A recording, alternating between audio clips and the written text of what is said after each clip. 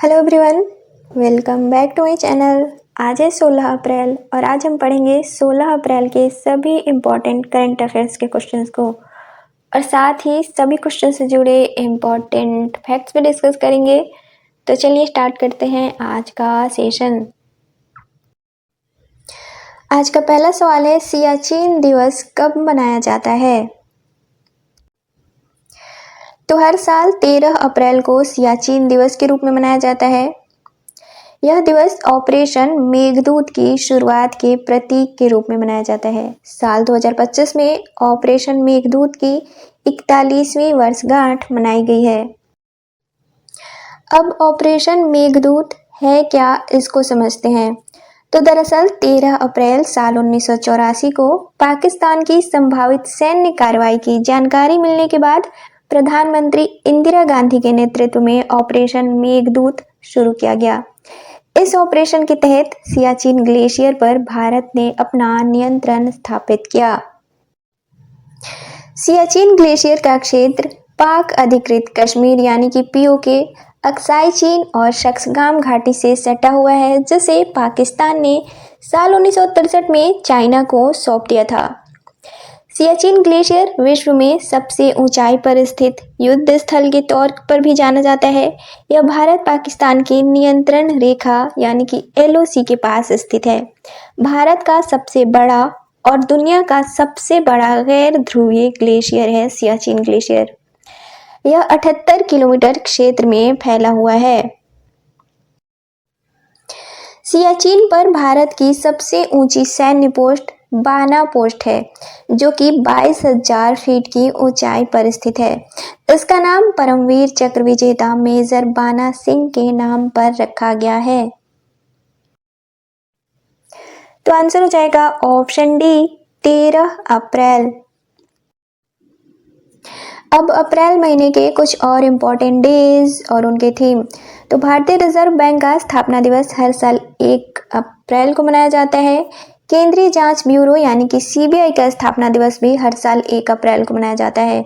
विश्व ऑटिज्म जागरूकता दिवस हर साल 2 अप्रैल को मनाया जाता है और साल 2025 के लिए इसकी थीम है न्यूरो डाइवर्सिटी को आगे बढ़ाना और संयुक्त राष्ट्र सतत विकास लक्ष्य। अंतर्राष्ट्रीय खदान जागरूकता दिवस हर साल 4 अप्रैल को मनाया जाता है और साल 2025 के लिए इसकी थीम है सुरक्षित भविष्य की शुरुआत यहीं से होती है। विश्व स्वास्थ्य दिवस हर साल 7 अप्रैल को मनाया जाता है और साल 2025 के लिए इसकी थीम है स्वस्थ शुरुआत आशापूर्ण भविष्य। और सीआरपीएफ शौर्य दिवस 9 अप्रैल को मनाया जाता है। विश्व होम्योपैथी दिवस 10 अप्रैल को मनाया जाता है और साल 2025 के लिए इसकी थीम है अध्ययन अध्यापन अनुसंधान। राष्ट्रीय सुरक्षित मातृत्व दिवस हर साल 11 अप्रैल को मनाया जाता है और साल 2025 के लिए इसकी थीम है देखभाल करने वालों की देखभाल। और अंतर्राष्ट्रीय मानव अंतरिक्ष उड़ान दिवस हर साल 12 अप्रैल को मनाया जाता है। अगला सवाल है, हाल ही में रिंदिया रेशम को भौगोलिक संकेत टैग दिया गया है, यह किस राज्य से संबंधित है? तो हाल ही में मेघालय के 2 पारंपरिक वस्त्र उत्पादों रिंदिया रेशम और खासी हथकरघा को केंद्र सरकार द्वारा भौगोलिक संकेत यानी कि जीआई टैग दिया गया है। रिंदिया रेशम रिंदिया एरी के लिए खासी नाम है। इसका नाम रिंदिया के पौधे के नाम पर रखा गया है। मेघालय का पारंपरिक और टिकाऊ कपड़ा है रिंदिया, जिसके रेशे पालतू एरी रेशम कीट फिलोसामिया रिकिनी के कोकून से आते हैं। रिंदिया एरी रेशम शांति या अहिंसा रेशम के रूप में जाना जाता है। यह मुख्य तौर पर खासी, भोई और जैंतिया कारीगरों द्वारा बनाया जाता है। तो आंसर हो जाएगा ऑप्शन सी, मेघालय। अब मेघालय, तो ये हो जाएगा मैप में मेघालय की राजधानी है शिलोंग। यहाँ के वर्तमान सीएम है कॉनराड सांगमा और वर्तमान राज्यपाल हैं चंद्रशेखर एच विजयशंकर। अगला सवाल है, प्रसिद्ध नृत्यांगना कुमुदनी लाखिया को पद्म विभूषण से कब सम्मानित किया गया था? तो हाल ही में शास्त्रीय नृत्य कथक की नृत्यांगना कुमुदनी लाखिया का 95 वर्ष की उम्र में निधन हो गया है। इनका जन्म 17 मई साल 1930 को अहमदाबाद, गुजरात में हुआ था। इन्हें कुमीबेन नाम से भी जाना जाता है। कुमुदनी लाखिया हिंदी फिल्म उमराव जान में कोरियोग्राफर के रूप में भी कार्य कर चुकी थी। अब कुमुदनी लाखिया को मिले कौन से सम्मान हैं उसे देखते हैं। तो साल 1982 में इन्हें संगीत नाटक अकादमी अवार्ड से सम्मानित किया गया था। साल 1987 में भारत के चौथे सर्वोच्च नागरिक सम्मान पद्मश्री से सम्मानित किया गया था। साल 2010 में भारत के तीसरे सर्वोच्च नागरिक सम्मान पद्म भूषण से सम्मानित किया गया था। साल 2022 में मध्य प्रदेश सरकार द्वारा कालिदास सम्मान से सम्मानित किया गया था और हाल ही में साल 2025 में पद्म विभूषण, जो कि भारत का दूसरा सर्वोच्च नागरिक सम्मान है, इसे सम्मानित किया गया था। तो आंसर हो जाएगा ऑप्शन डी 2025। अब शास्त्रीय नृत्य। तो भारत में वर्तमान में 8 शास्त्रीय नृत्य हैं। ये 8 शास्त्रीय नृत्य कौन से हैं? तो कुचिपुड़ी, जो कि आंध्र प्रदेश में है, भरतनाट्यम, जो कि तमिलनाडु से है, मणिपुरी, जो कि मणिपुर से है, सत्रिया, जो कि असम से है, ओडिसी, जो कि ओडिशा से है, मोहिनीअट्टम, जो कि केरल से है, कथकली भी केरल से है और कथक उत्तर प्रदेश से संबंधित है। कुमुदनी लाखिया कथक से संबंधित थी। तो कथक कलाकार कहानी को नृत्य के माध्यम से सुनाते हैं। कथक के प्रसिद्ध कलाकार हैं पंडित बिरजू महाराज। अगला सवाल है, हाल ही में खुबानी उत्सव का आयोजन कहाँ किया गया है? तो हाल ही में खुबानी उत्सव की शुरुआत लद्दाख में हुई है। इसे चूली मेंडोक के नाम से भी जाना जाता है। यह उत्सव 21 अप्रैल 2025 तक चलेगा। यह उत्सव पर्यटन को बढ़ावा देने के उद्देश्य से शुरू की गई थी। तो आंसर हो जाएगा ऑप्शन ए लद्दाख। अगला सवाल है, हाल ही में लेजर गाइडेड हथियार प्रणाली का परीक्षण करने वाला चौथा देश कौन सा बना है? तो हाल ही में उच्च ऊर्जा वाली लेजर हथियार प्रणाली का भारत द्वारा सफल परीक्षण किया गया है। भारत ऐसा करने वाला चौथा देश बना है। पहला है रूस, दूसरा चीन, तीसरा अमेरिका। यह परीक्षण DRDO द्वारा आंध्र प्रदेश के कुर्नूल में 30 किलोवाट की लेजर गाइडेड ऊर्जा हथियार प्रणाली MK2A का सफल परीक्षण किया गया है। MK2 DRDO के उच्च ऊर्जा प्रणाली और विज्ञान केंद्र, जो कि हैदराबाद में स्थित है, द्वारा विकसित किया गया है। अब DRDO, तो DRDO की स्थापना साल 1958 में की गई थी। इसका हेडक्वार्टर नई दिल्ली में है और इसके वर्तमान अध्यक्ष हैं समीर वी कामत। अगला सवाल है, हाल ही में वर्चल दलित साहित्य पुरस्कार 2025 से किसे सम्मानित किया गया है?